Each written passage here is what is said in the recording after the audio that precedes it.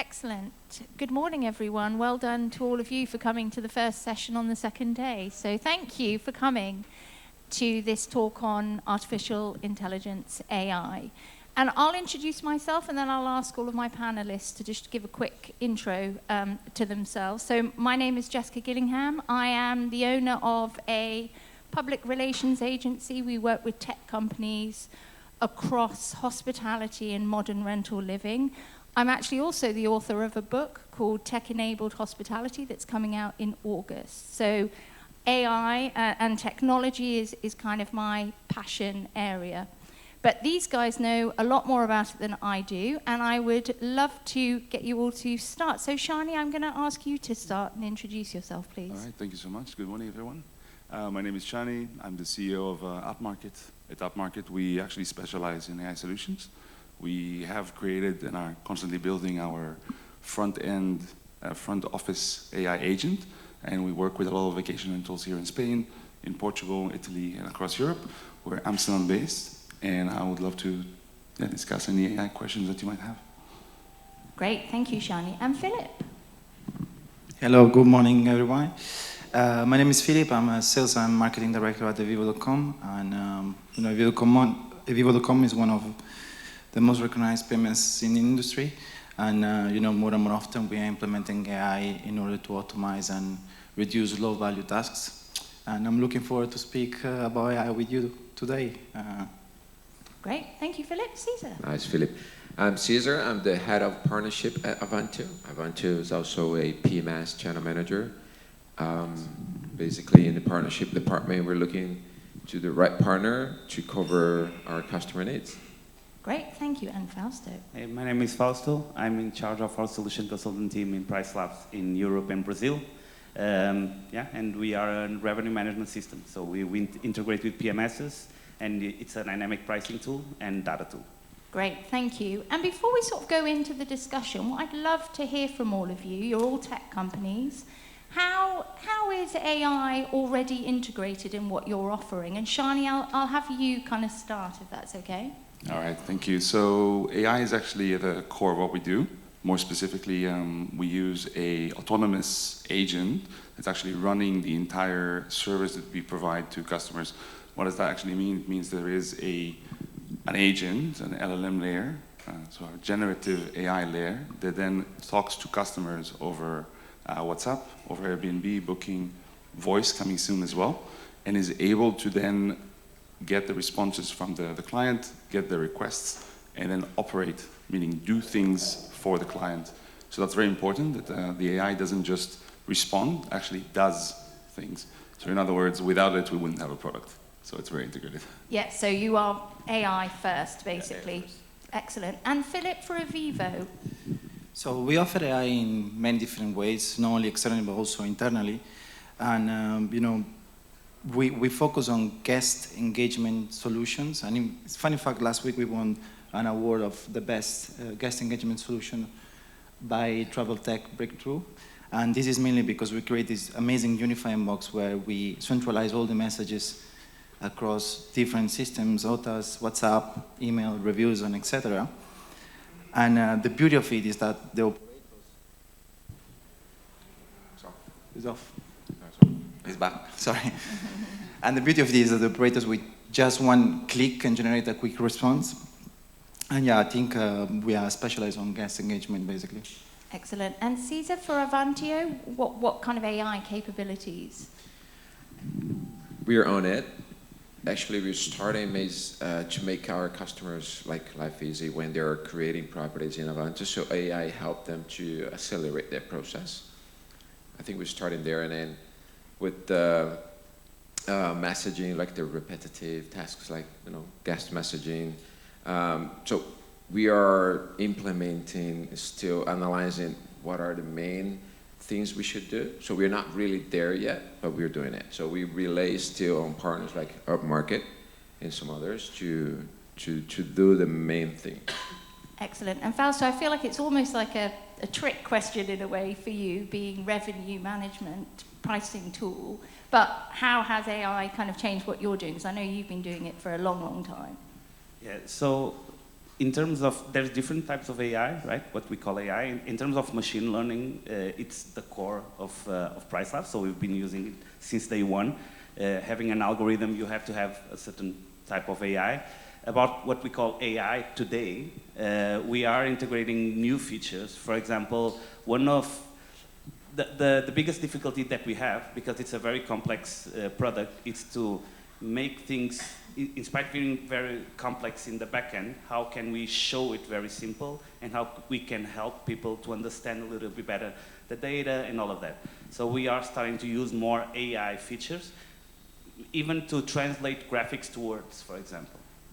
Yeah, thank you very much, Fausto. And I think that if we were doing this talk 6 months ago, it might have been a different talk, because if we think about the shift over 6 months in AI use, just in general, not just in the industry, but general, it's just been a huge uptick.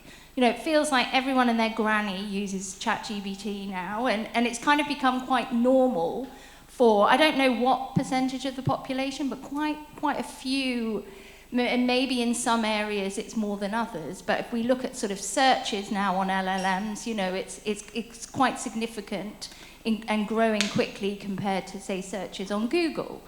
And that shift over the 6 months, that sort of real kind of understanding in the general kind of not just tech people about how AI can be used and how they're starting to use it, how is that sort of impacting your customers and their sort of demands, if you like, of providing AI kind of solutions? And maybe, Shani, I'll start with you on that one. Sure. So the change in the last 6 months or 12 months, depending on the time horizon you want to look at, has been massive. I think that the use of LLM specifically within AI is probably the highest adaptation rate that we've ever seen in technology in general. I think it's because it's very accessible. People could just go and use natural language in their own language. You don't need to understand how to interpret it. So the acceleration has been enormous. For us specifically, because the product is very much in its core an LLM-based product, 12 months ago, 6 months ago, there were people who were still hesitant. When we reached out to them, they were hesitant about the product. Will it work? I don't think so. There were a lot of doubts in the market. And today, that's completely changed. So a lot of customers are coming up to us and not only asking to adopt the product, but are asking for more than what we're doing, which of course we're really, really happy. In fact, I do have an early adopter here in the room. John, I'm going to call you out. I think in John's specific case, it was an early adopter, but I think the market has caught up to John, and now with John, we are actually working on more interesting, more advanced features. So in other words, the market is moving super, super fast, and to stay on top of it, you have to invest and constantly talk to your clients. Yeah, it's I heard somewhere recently that the programming language of LLMs is English. Now, in Spain it would be Spanish, in Germany it would be German. So it is kind of so simple in a way on that kind of user interface for just normal people or consumers or, you know, small businesses, medium-sized businesses to use it rather than needing that sort of technical sort of understanding of it. So that sort of shift is really, you know, that shift of it going even faster, of that uptake is really, you know, quite impressive. And César, in terms of Avantio, what are you seeing from your customers and their kind of desire for more and more AI tools? I think most of our customers are coming to us and say, we need to solve our repetitive tasks. Like we need to quickly answer guests, you know, the repetitive questions about, you know, what is the Wi-Fi code, or, you know, when can someone come to clean my pool or something. So I think what we have seen is they're not aware of like the whole capability of the AI can do for them. They're focused on, I think, maybe what they see.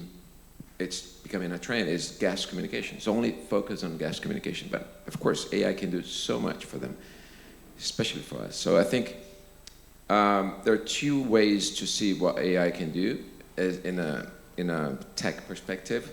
it can help us as a software to deliver more automated things to our customers in terms of creating properties, analyzing data, revenue management, everything in the software, but also towards to the guest, right? I mean, what AI can do for the guest communication between property manager and guest, right? So I think property managers only see mainly AI for guest communication than the whole. So I think there's still a lot of room to learn, and also us to deliver these possibilities. Excellent. And Shani? Just building on that, though, I think currently the industry is at that exact basic level of let me do FAQs and just get the headaches of the day-to-day questions. But where we are going to develop our product is to taking that and actually creating a co-pilot, an operational co-pilot.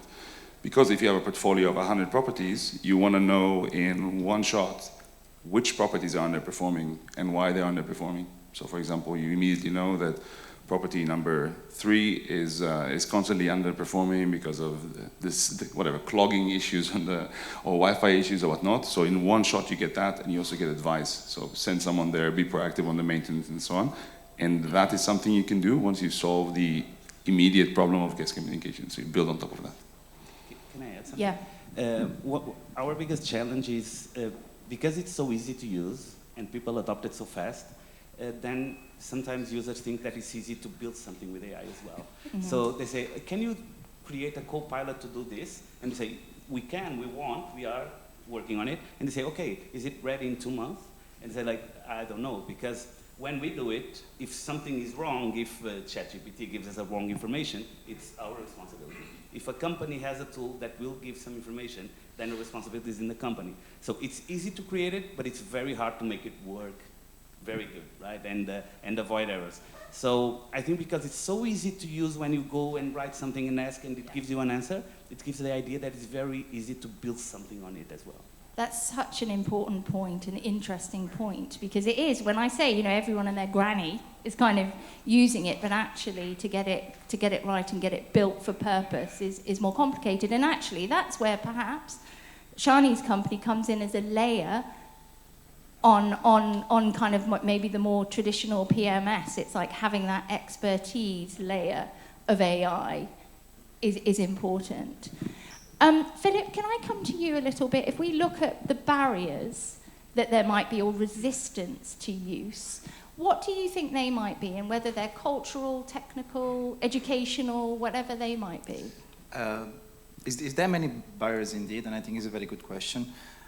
If we look at the technical sides, I think that what we face a lot is that people need to understand that AI systems are based on clear structural data, and we see a huge gap on that data management in companies.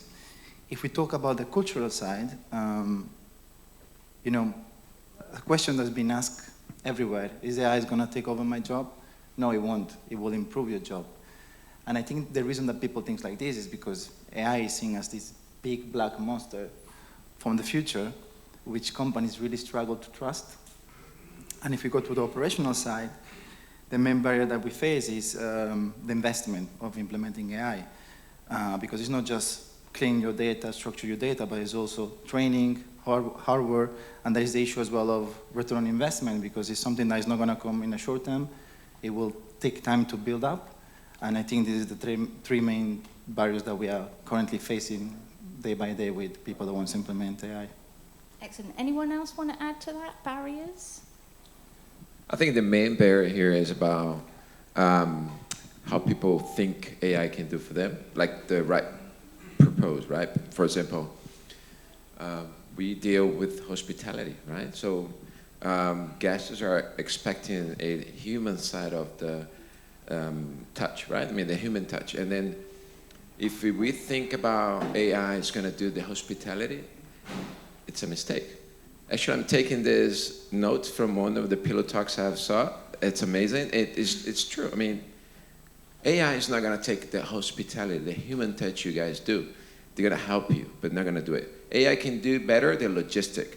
So there's a mistake in terms of thinking that AI is going to do the hospitality or do what humans want and the other around, right? Humans will never do what the AI can do. So I think we need to understand like the limitation where we should be using AI. So the human perspective, the guest want, the hospitality thing is still being managed by the property manager. The logistic, the daily tasks, you can use AI, that will help you. So yeah, it's a really interesting area to think about. And I'd like us all to talk about it a little bit more actually, because AI, I think we all kind of understand that for efficiency it works. Like it cuts time, it cuts boring, mundane tasks, or tasks that can be easily automated. But I think, and Shani, you might have some points here about how it does impact in a positive way the guest experience and also brand differentiation. Like, how can operators use AI to kind of have an edge? So I think also building on what César said, there is that concern of what's going to happen to my brand.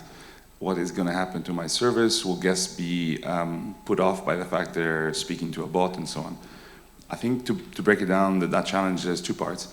One is the bot has to be good, so it must be reliable, and that is a massive issue with AI, with LLMs. Hallucinations, promising the guests certain things that never existed, guests asking things in a very confused and unclear manner, and AI guessing in the wrong way. That has to be solved by any company that wants to leverage AI for guest communications. So the rate of hallucinations need to be 0.0001, so you can trust the bot to actually talk to your guests. In our experience, it is not a problem for people to speak to the bot as long as when a human is required, because humans are required to fix physical things, sometimes to deal with complicated requests, as long as that is happening quickly. Because the bot gets the people, the guests, used to immediate responses. If the human then takes 12 hours to solve the problem, that is a massive problem, and it's not the bot's problem, it's not the AI problem, it's not a technology problem, it's an operational problem. So with other services, of course, not everybody performs 24/7. On our end, we try to set a very clear expectation with a guest. For example, it is now 2 a.m., you cannot expect a response, we will get back to you at 9 a.m. Or through services like Room Monitor, for example. Okay, we will route this request to Room Monitor. Room Monitor will take it as an emergency or as something urgent, and they will take care of that. But my message would be, it's a great tool for immediate responses and can take care of 90% of all the conversations that are happening with your guests. But for those 10%, because things do go wrong, there is no such business where things are completely smooth, a human needs to be involved, and they need to be attentive, and they need to be providing extremely good service. I just want to tell a little story of something that happened to me last week that is just related to the hallucinations of LLMs. And I had to create a deck for a presentation, and I asked Chat if it could help, and it said, yes, I can help, and I will do it, and I'll do the slides. And it was a really detailed answer of, I will get it to you by this time, I'll email it to you, as if it was absolutely going to do it for me. But it's kind of an email. And you know, for a second there I believed it. I thought, oh, it's going to do the deck for me. But then it was like, it was absolutely as if it was true. It was, you know, this, I'm going to do this, I'm going to do that, and then, of course, nothing. So, you know, take that into a hospitality when you're promising something and in detail like that, and then it doesn't appear. Imagine, yeah, sure, I'll send you a taxi to the airport. Just wait at the entrance. Yes. And no one turns up. Yeah. Yeah, it is extremely important when building around AI that you put very close guardrails. It's something we've been working on for a really long time. And that it knows what tools are available for it or not. So for example, if you are not careful, AI will confirm an online check-in or an early check-in just based on what it thinks, basically hallucinates. But in our case, we build tools that actually connect to the PMSs. They can check the availability. They can check if there is even the possibility of having an early check-in, and based on that respond, or simply escalate to a human to check it if that is required, or always reject it. So these things are completely configurable, but that is super important because you cannot have your agent running around crazy, offering crazy stuff to the guest. Yeah. Can I just? I think it will open a little bit a kind of a philosophical debate because it's hospitality. So depending on your geography, what kind of property you use, where are you located, you will not be able to adopt the same thing everywhere, right? For example, if you have properties in Latin America, in places that you have 24-hour doorman security, you cannot have remote locks because they have to register with the security. So why sell a remote lock if you cannot have it? So the same for some AI technology. And I also think that in hospitality things change a lot. So now AI is trendy. Maybe in 5 or 10 years, an in-person check-in will be trendy and luxury. So in that case, if that's your segment, you will not be able to implement AI on that specific task. So the balance is, I have to use AI internally, how I can to optimize. Externally to the guest, we have to understand what segment we work with. Because if we work with a segment that wants an in-person check-in, it's better to have an in-person check-in and not a remote lock to open the door. So it's understanding your customers, isn't it? So making sure that what you're offering, and it goes to that broader, some guests want completely, they don't want to see a person. They just want to check in, do their thing, and never see anyone. And, you know, there's plenty of kind of brands that might, you know, suit them. I just want to talk about cultural nuances and differences and languages, because is chat pretty good at that? So you can train on the cultural nuances between Latin American countries or whatever, in a way. And Shani, you're sort of nodding there.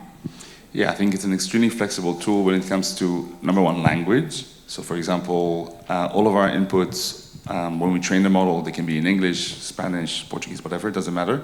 The produced output of the tool is good, let's say even very, very good at 50 languages, and good at, let's say, the more niche languages, because it's trained on the main sort of languages of the world. So I think that works really well. In terms of adjusting formality, so we have it a lot between Portuguese, so Portuguese, Brazilian Portuguese, and Spanish, that's completely different levels. In German, it's the same thing. There are direct speeches that are extremely formal, extremely not formal. It's relatively easy for us with literally just changing a setting to determine the right level of formality based on the business. We have hotels that really want to have a very sort of formal way of communicating, and we do it like with saludos and all these kind of things in the end of every sentence. And for vacation rentals, we typically adopt a much more friendly, direct speech. It is very easy to adapt, and across countries it's also quite easy to adapt because the models are actually trained on languages or on texts from different countries, and they can distinguish that to a high degree.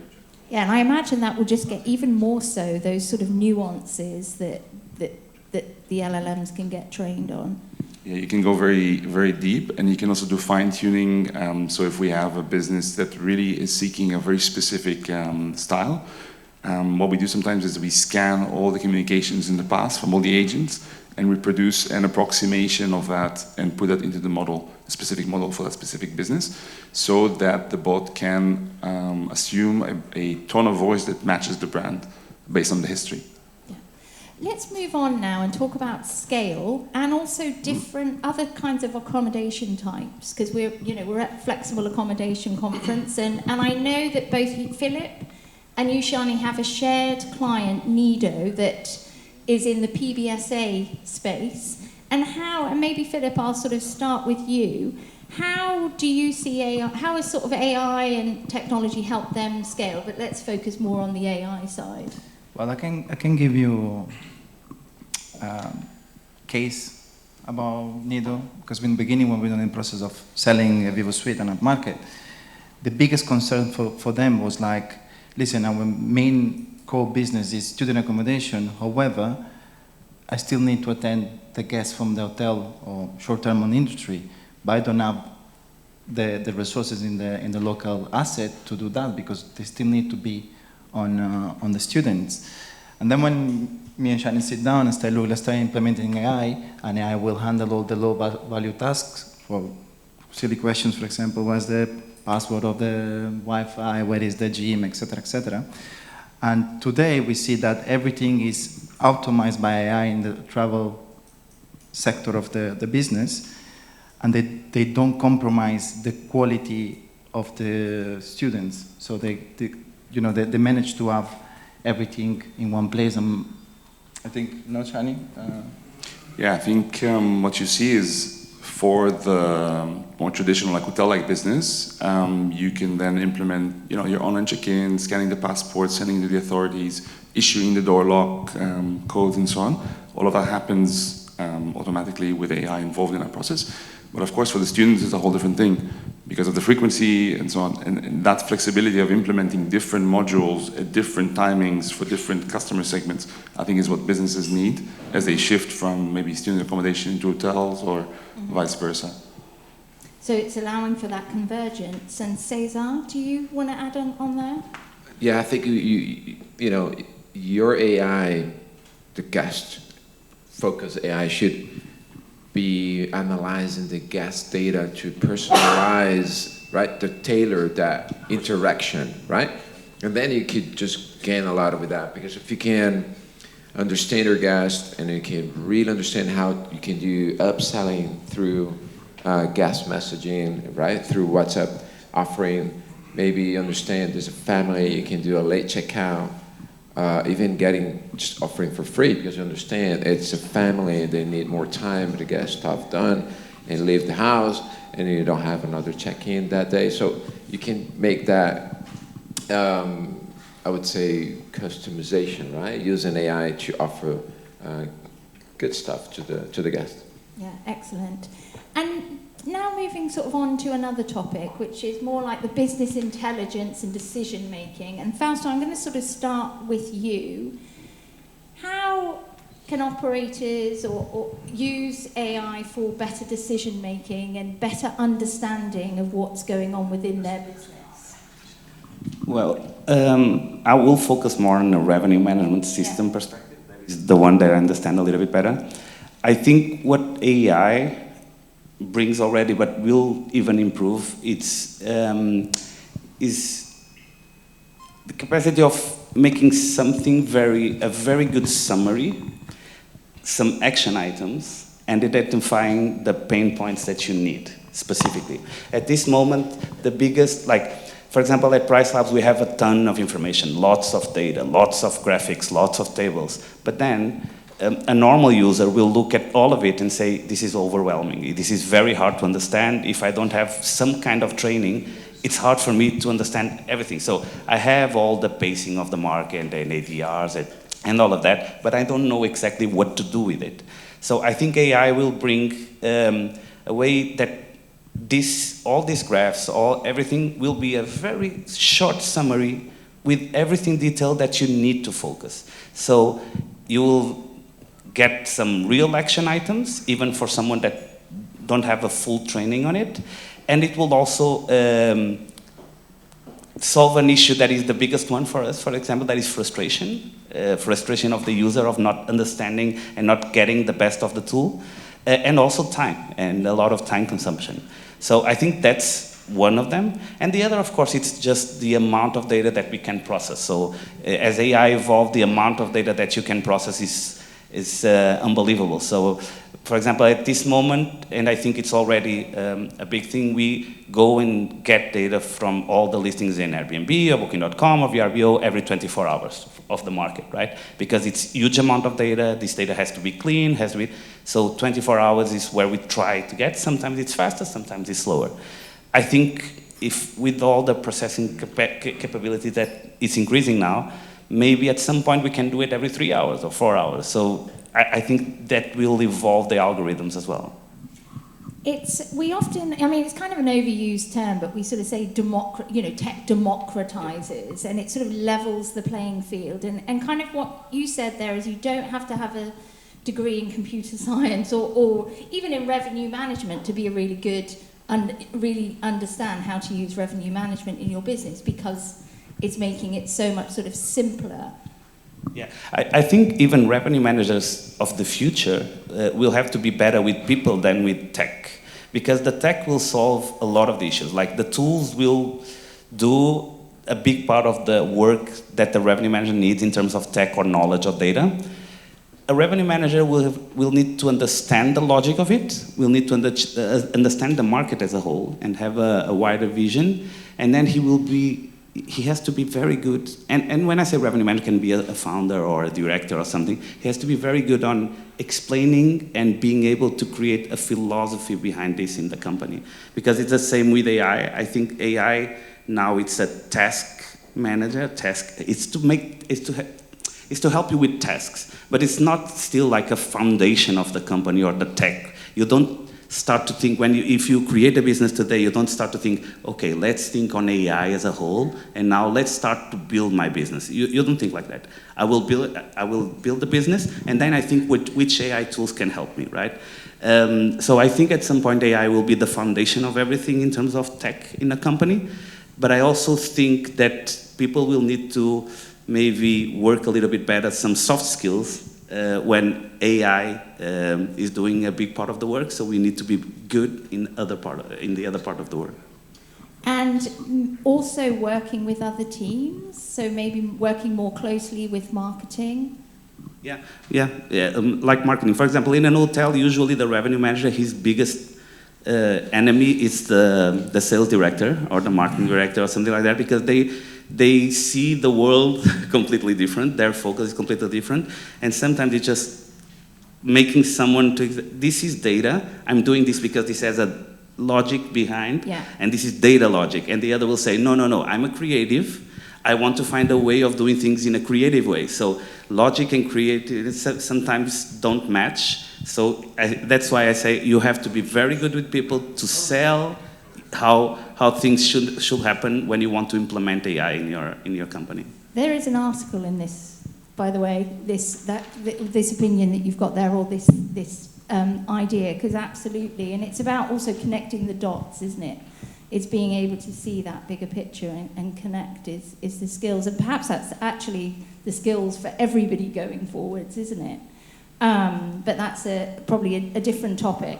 But when we come to business intelligence, I'm going to come to you, Shani, a little bit on how can operators use AI tools to better understand reviews and sentiment and just how they're doing from their customer perspective. Yes, I think that's a key point. So, for example, a business that has between 100 and 200 properties, if we talk about vacation rentals, actually is managing somewhere between 3,000 and 4,000 conversations per month, especially on the high season.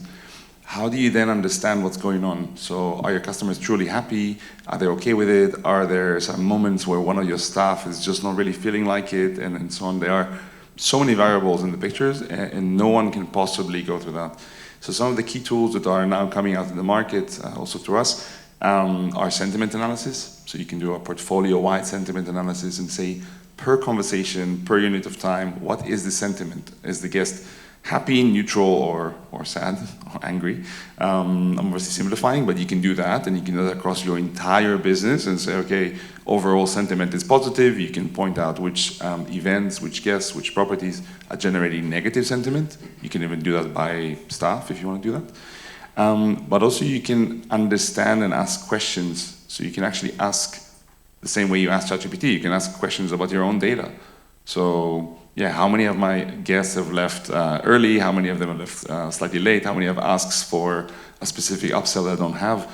All these kind of questions can be asked, and I think the good thing about AI, it can retrieve it from your data and actually generate a coherent, easy to understand answer, and can even make suggestions on the operational improvements if they're needed. So you can proactively ask it, but you can also receive alerts from it in specific cases. One very concrete example, we are now disengaging the AI when we detect the sentiment has gone very, very low.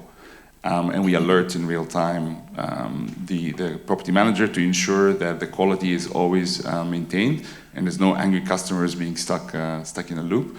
I think it's very important going forward as teams stop working on the day-to-day, what's the Wi-Fi password, how do I get into the apartment, they shift from that to actually monitoring these metrics, monitoring what's going on and ensuring that all the guests are having a good experience as much as possible.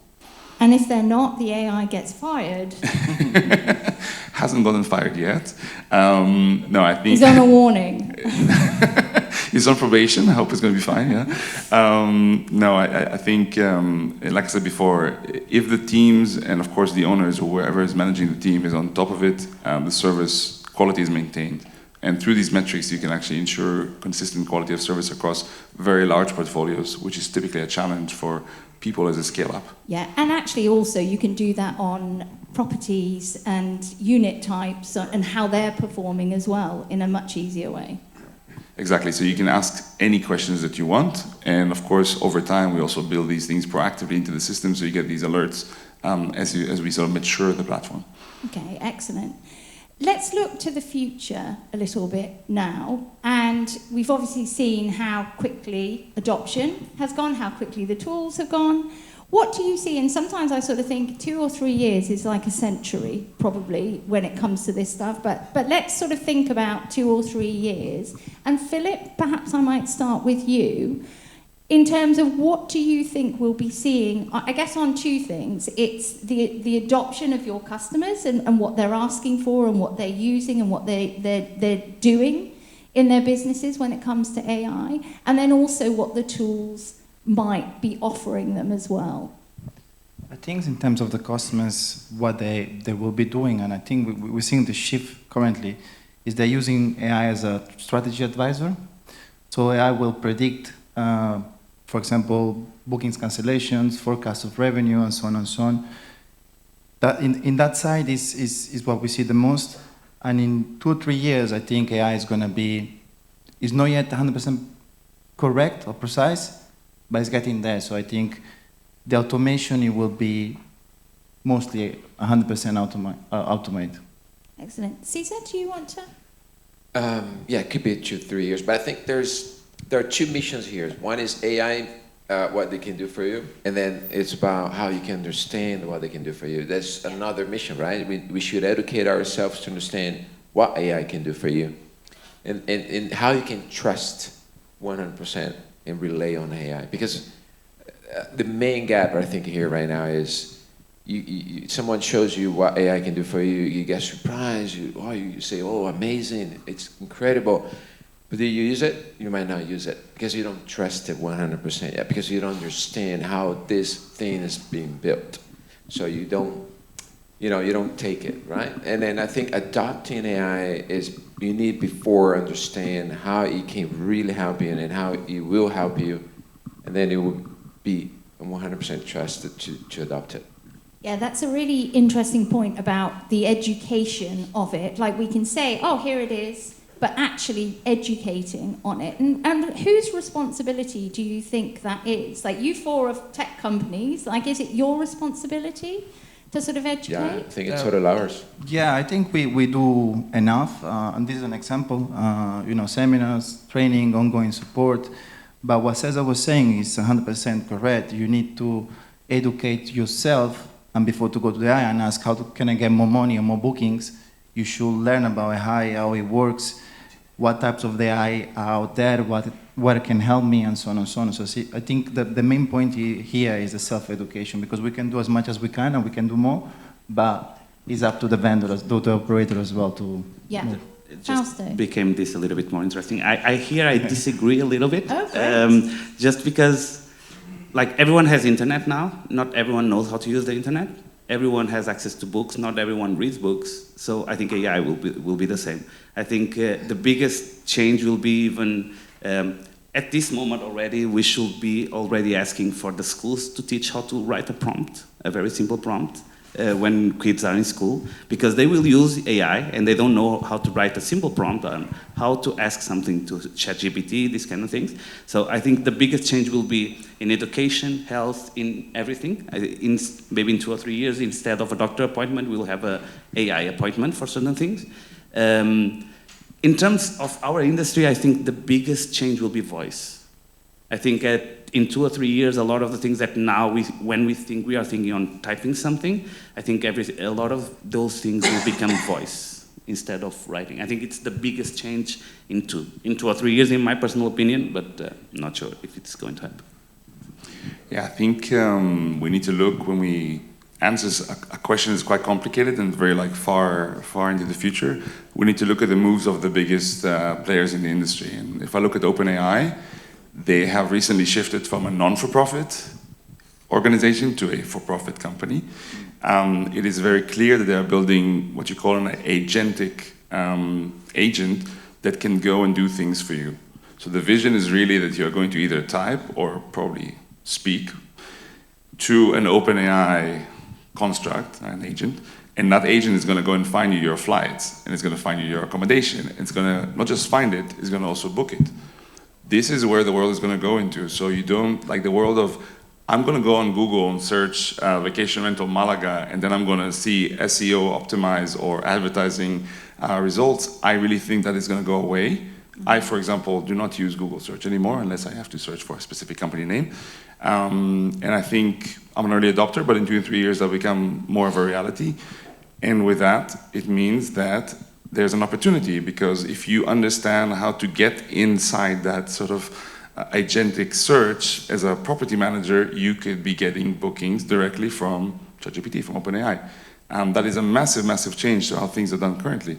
Things are done via Booking.com, via direct bookings and so on. I think that is going to change completely. I think in general, people's trust in an agent to do stuff for them is going to go up slowly.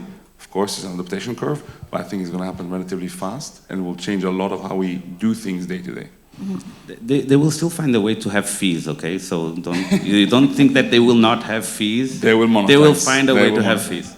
Especially, so I just remember when they brought Alexa, right?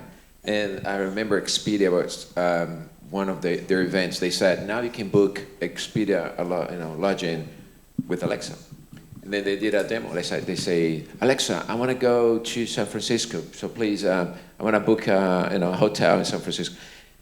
Who did that? I mean, anyone here has ever booked using Alexa? No. It sounds amazing. So I think we will get there maybe, because now we have AI, but we still need to get the 100% trust into machine, right? So I think it's still more time to come to understand it. Yeah, well, maybe next year we can talk about that, because I think that whole search thing, the agentic AI, is a whole discussion on its own, and it is so interesting. You know, we're all going to have our own assistants, doing all sorts for us. I mean, just think about the fact it did not exist 4 months ago, and now it's, for us as a company, inbound leads are coming from ChatGPT. For me, it's like mind-blowing in 4 months. Yeah. I'll get scared when you see robots walking around. Then we should get scared, right? And then they say, oh, something is going on here. Yeah.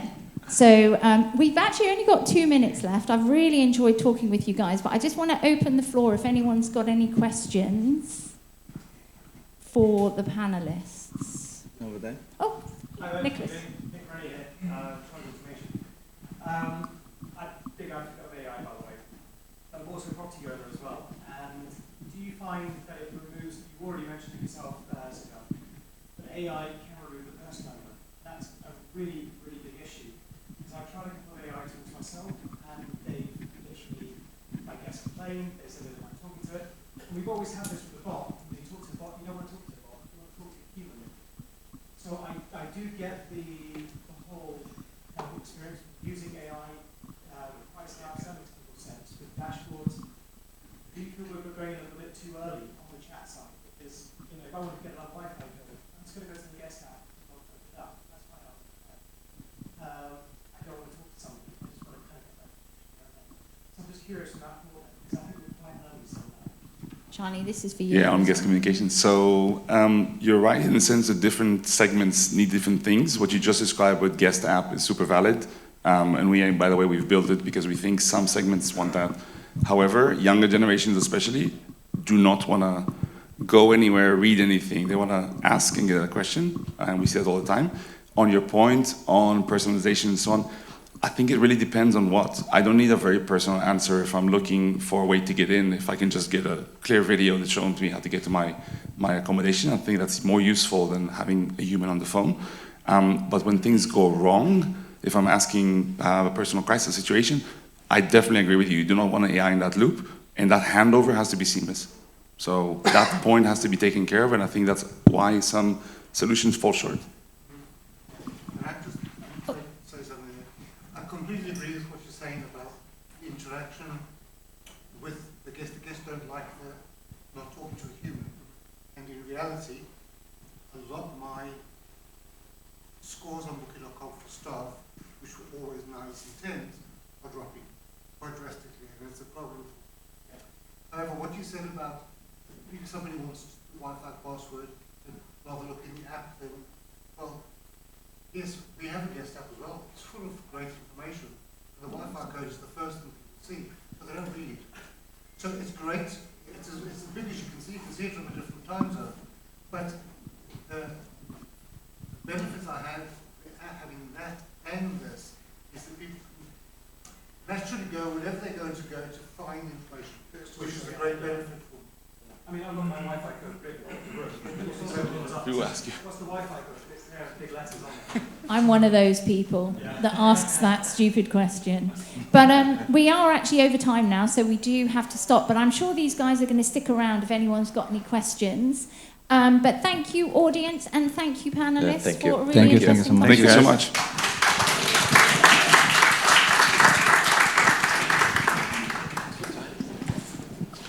Hello, mister. How are you? Good.